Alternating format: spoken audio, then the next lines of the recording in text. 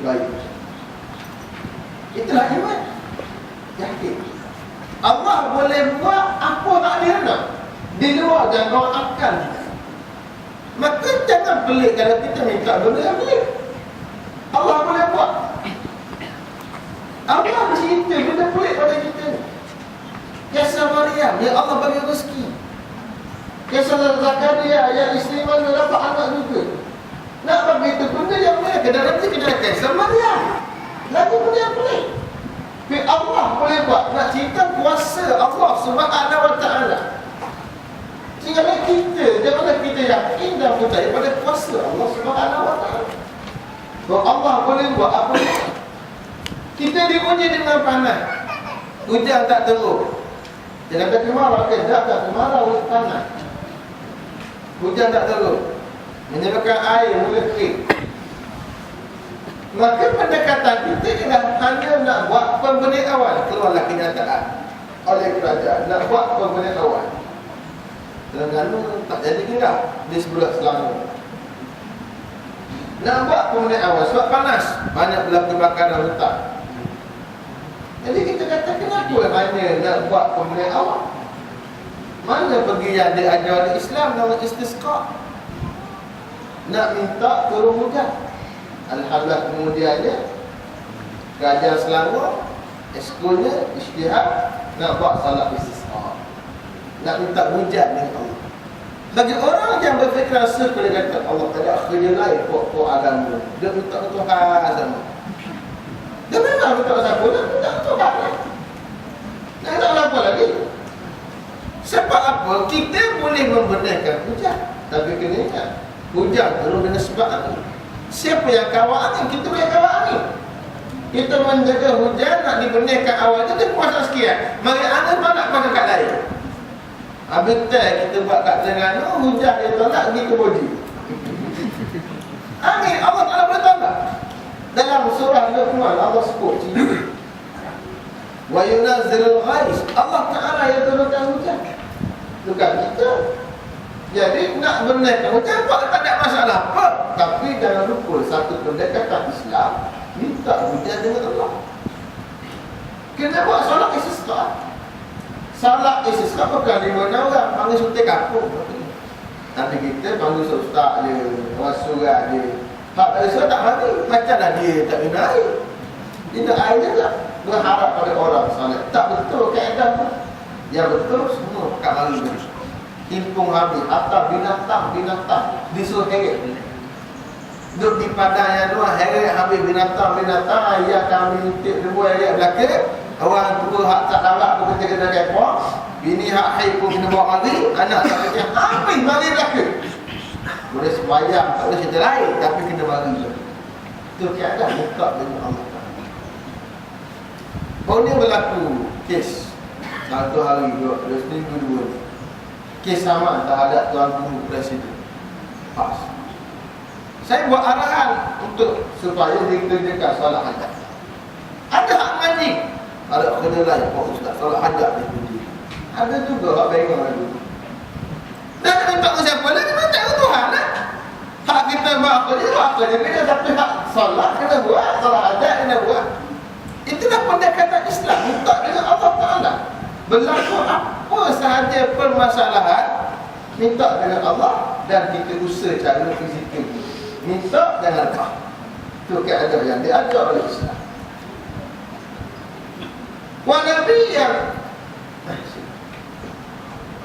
qala rabbi ja'alni ayah, kata Nabi Allah Zakaria, jadikanlah untukku wahai Allah satu tanda. Bila Allah kata boleh anak, percaya ke tak? Percaya. Tapi nak tambah keyakinan lagi, ya Allah beri tanda pada saya. Lalu kata Allah Ta'ala, qala ayatuka alla tukalliman nasa thalathata ayyamin illa ramza. Kata Allah, tanda untuk kamu tak boleh cakap dengan manusia 3 hari, melainkan dengan bahasa isyarat. Tak boleh cakap ada. Maka Nabi Allah Zakaria pun tak boleh cakap 3 hari. Sebelum dia cakap, tak boleh, mulut tak boleh keluar. Kita nak cakap, lidah tak boleh pergi. Orang yang Allah uji dengan kena penyakit ini, dia bercakap elak. Pelak sebab apa? Lidah dia masuk ke dalam. Nak kena tolak lidah dia keluar, dia cakap. Dia tanya. Gitu. Bila. Allah boleh buat, tak boleh cakap. Hanya boleh ramzah, bahasa isyarat. Jadi orang bisu sekejap. Buat bahasa isyarat je lah. Nak makan, nak kena buat bahasa isyarat. Isyarat pula bukan sama antara manusia. Saya kadang-kadang menjadi amalan juga. Bila orang tanya, kita keboknya. Macam ni, tanda orang Arab makna tunggu sekejap. Dan kita mengaji lama negara Arab. Tunggu sekejap masuk. Ada orang tegur, Ustaz, tanda apa tu pelik kan? Tanda pelik orang tengok. Orang tak faham tanda tu. Dia kata, makna tunggu sekejap. Oh, tak pernah dengar, tak pernah dengar. Mana ni tengok, mana ni tengok. Orang Arab. Orang Arab, ini, tunggu sekejap mana ni. Sabar, tunggu sekejap. Cara ni. Bahasa isyarat bukan seorang faham. Setiap bangsa ada bahasa isyarat tersendiri. Allah tak bagi boleh cakap, nak apa pun bahasa isyarat saja. Itu tanda bahawa Allah Ta'ala nak beri pada kamu anak. Wa zakur rabbaka katsira, dan sebutlah Rabb kamu dengan banyak. Wasabbih bil asyi wal ibkar, dan bertasbihlah di waktu petang dan di waktu pagi. Itu tanda syukur. Syukur bila Allah bagi nikmat dengan zikir. Zikir ni umum. Zikir pada ingat Allah. Ingat yang halal, ingat yang haram. Itu makna zikir. Zikir bil lisan, bil af'al, bil qulub. Zikir menggunakan lidah, zikir menggunakan hati, zikir menggunakan jasad. Zikir lidah sebut dengan lafaz-lafaz zikir. Sebut nama Allah Ta'ala. Dengan perbuatan, jangan buat perkara yang haram. Itu zikir dengan perlakuan. Dengan hati, hati kita rasa bertuah dan sentiasa ingat Allah. Itu makna zikir. Maka nikmat yang Allah beri mesti diikuti dengan zikir, tanda syukur kepada Allah. Tapi ada satu yang lebih khusus, Allah kata wasabbih, dan bertasbihlah kamu. Ini hak zikir ni kena buat kaedah, tapi ada hak khusus lagi, kamu kena tasbih. Tasbih mana apa? Sabbaha makna menyucikan Allah. Kalimat subhanallah sebut bila ta'ajub, benda yang pelik berlaku. Yang berlaku kepada Nabi Allah Zakaria benda pelik. Bila benda pelik, subhanallah, Allah boleh beri. Maka bertasbih mensucikan Allah. Makna tasbih dua. Subhanallah dua makna. Satu, kita tanzihullah minal naqais. Kita mensucikan Allah daripada sebarang bentuk kekurangan. Allah tak ada kurang. Dan kalau Allah tak kurang, makna sempurnalah. Ya tak? Tapi makna ialah Allah itu maha sempurna. Itu boleh. Kurangnya dah, bahkan sempurna. Itu tak ada. Itu makna subhanallah. Dan subhanallah, Allah maha sempurna. Allah tak ada aib, tak ada kurang. Walau satu pun tak ada. Maka Allah suruh Nabi Allah Zakaria bertasbih waktu petang dan juga waktu pagi. Sebagian ulama mentafsirkan tasbih dengan makna solat. Solat di waktu petang, solat di waktu pagi. Macam ayat kita baca, Iza ja'a nasrullahi wal fatah, dia datang bantuan daripada Allah dan pembukaan. Maknanya pembukaan kata Mekah. Ra'aitan nas yadkhuluna fi dinillahi afwaja, dan kamu tengok manusia masuk ke dalam agama Allah berduyur-duyur. Itu nikmat tu. Nikmat Allah beri menang Nabi dapat Mekah. Dan dapat nikmat. Orang Islam, orang masuk Islam, nak buat lagi mana? Apa kewajipannya? Fasabbih. Maka bertasbihlah kamu. Tengok konsep yang sama. Dapat nikmat, beri dengan tasbih. Maka bertasbihlah kamu. Hamdi rabbik, dengan puji Tuhan kamu. Nah, sahabat Nabi Ibnu Abbas mentafsirkan makna tasbih kat situ sebagai salat. Maka Nabi masuk dia ke Mekah, Nabi salat 2 rakaat. Salat apa? Kata ulama, salatul fatah, salat pembukaan negeri. Kata setengah ulama, bukan salat pembukaan negeri, salat duha. Sebab maksud tu waktu duha. Maka Nabi sembahyang semua duha. Sebab Allah suruh sembahyang. Bila Allah suruh sembahyang, sembahyanglah. Waktu duha sembahyang sunat duha. Itu tafsiran ulama. Baik. Wa idza qalatil malaikatu, dan ingatlah tak kala mana malaikat berkata, ya Maryam, wahai Maryam. Ini cerita Maryam pula. Kita Zakaria. Inna Allah astafaki, sesungguhnya Allah telah pilih kamu. Wa taharaki, Allah telah bersihkan kamu. Wastafaki ala nisa'il alamin, dan pilih kamu berbanding wanita-wanita seluruh alam. Ini kelebihan Allah dulu. Allah sebut 2 kali kata istafa. Kata ulama, bila sebut 2 kali, maknanya mesti berbeza. Dia takkan beri makna yang sama. Istafa yang pertama, pilih tu pilih tu lain. Istafa kedua, pilih tu lain.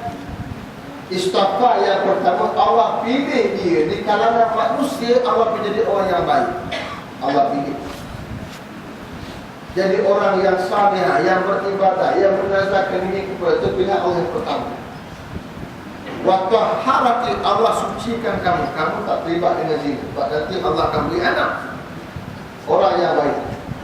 Wastafati, dan Allah pilih kamu. Ini dari sudut pilihan nak tunjuk kelebihan dia di kalangan wanita. Hak pertama, istafa yang tak pilih kalangan manusia seluruh dunia. Dia adalah wanita terpilih kalangan seluruh manusia, laki-laki dan perempuan. Tapi kalangan orang perempuan pun, dia adalah wanita yang terpilih. Dan Allah pilih kamu berbanding wanita seluruh alam. Nabi SAW sebut dalam hadis, khairu nisa'iha Maryam, khairu nisa'iha Khadijah. Nabi kata sebaik-baik wanita adalah Maryam, sebaik-baik wanita adalah Khadijah. Yang 2 orang wanita yang terbaik. Ulama kata, dah sebut baik dah ke, mana hak paling baik antara Maryam dengan Khadijah? Ulama jawab, dia kata baik pada zaman masing-masing. Baik pada zaman masing-masing. Zaman umat Muhammad, yang paling baik Khadijah. Itu Nabi iktiraf. Iktiraf Nabi, bukan Nabi Allah punya. Wanita yang terbaik di dunia umat Muhammad adalah Khadijah. Dan Maryam wanita terbaik zaman sebelum Khadijah. Besarlah alam dia. Dua zaman. Ada kawak hinggalah zaman dia yang terbaik. Dan selepas Maryam, Isa. Lepas Isa datang zaman Nabi kita Muhammad sallallahu alaihi wasallam. Wanita terbaik. Macam mana dia wanita terbaik? Hadis yang lain pula sebut wa khairu nisa'iha Fatimah. Tambah Fatimah pula. Fatimah ada kelebihan. Tapi cukuplah untuk kita nasirah hidup Khadijah binti Khuwailid yang membantu Nabi sallallahu alaihi wasallam untuk dakwah baginda sallallahu alaihi wasallam bersama baginda bawa agama Allah. Sehingga wafatnya Khadijah, Nabi masih sebut lagi nama Khadijah. Pantang tengok orang perempuan yang pernah berkepada Khadijah, Nabi kata tegur itu mengingatkan dia dengan Khadijah. Dulu ni kawan dia. Hatta dia hantar makanan pula, menyebabkan isteri baginda Aisyah cemburu. Sikit-sikit hantar makanan pada kawan-kawan Khadijah. Dia hantar makanan pada kawan-kawan orang yang telah mati. Ingat orang mati. Dia ada hadis yang menyebut tentang ibu yang dah mati. Tanda nak buat baik pada ibu yang dah mati, buat baik pada kawan-kawan ibu yang dah mati. Kena diziarah kawan-kawan pada ibu kita. Itu ada hadis. Dan Nabi ingat Khadijah dengan buat ihsan kepada kawan Khadijah. ihsan Nabi pada Khadijah tak akan beri pahala pada Khadijah. Sampai Aisyah cemburu, ya dah perempuan cemburu lah, apa duk mana ingat lagi. Ingat Aisyah pernah sebut kalam yang agak berat. Duk ingat lagi perempuan yang dah menjadi 2 kali. Khadijah menjadi 2 kali, betul. Dia kahwin, suami dia mati. Suami dia orang kaya, dia pun orang kaya, dapat bantu suami dia. Kahwin kali kedua, yang 2 mati juga. 2 kali mati. Kemudian maknanya berkahwin dengan perempuan yang dah menjadi 2 kali. Tu kasar tadi tu. Kasar. Nak kabarnya perempuan lagi tu. Kalau dia kasar pun buat diam sudah lah. Ini dia masa tu. Sekejap je. Lepas Nabi kata kat dia, Nabi kata dia orang yang awal beriman denganku. Senyap. Tak apa lagi. Dia orang yang awal beriman dengan aku. Masa tak ada orang, dia beriman dengan aku. Itulah kelebihan dia. Senanglah Aisyah ni. Aisyah tak awal dah. Tak kata. Tahu dah. Hak pertama dah kita tambah dah. Itu berat tu. Tegur kali gomo juga berat. Memang betul Aisyah buruk lagu tu, tapi Nabi tu senyaplah. Kita tak berat lagi. 10 kali suami jawab, 2 kali lagi jawab. Itu berat.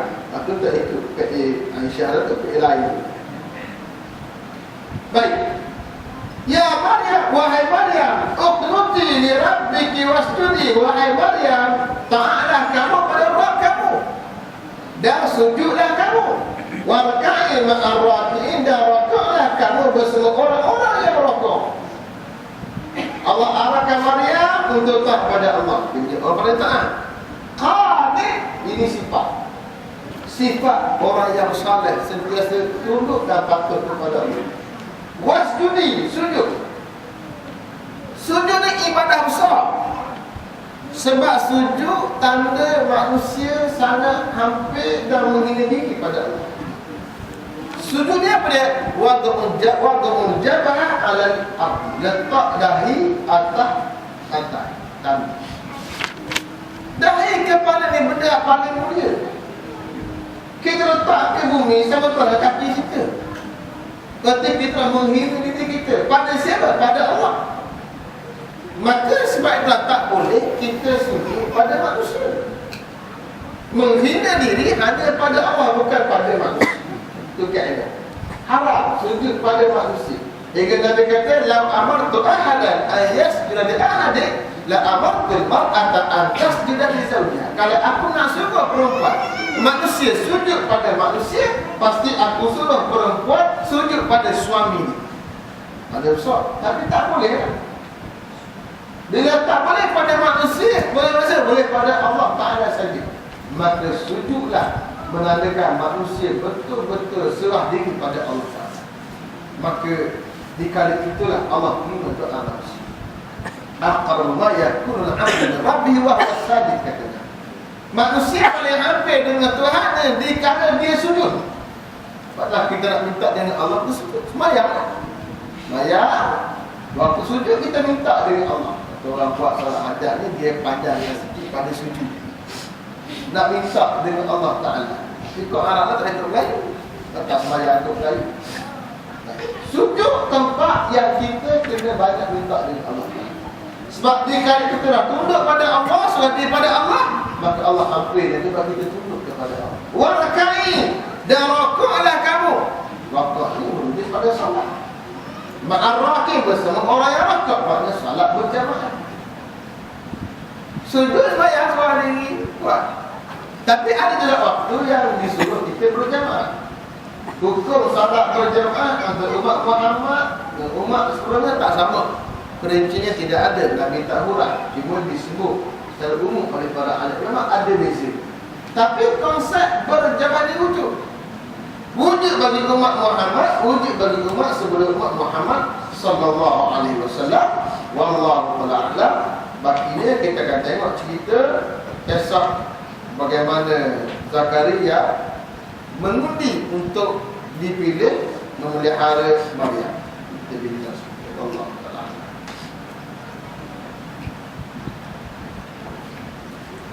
Sambung hadis Riyadhus Shalihin min kalam Sayyidil Mursalin.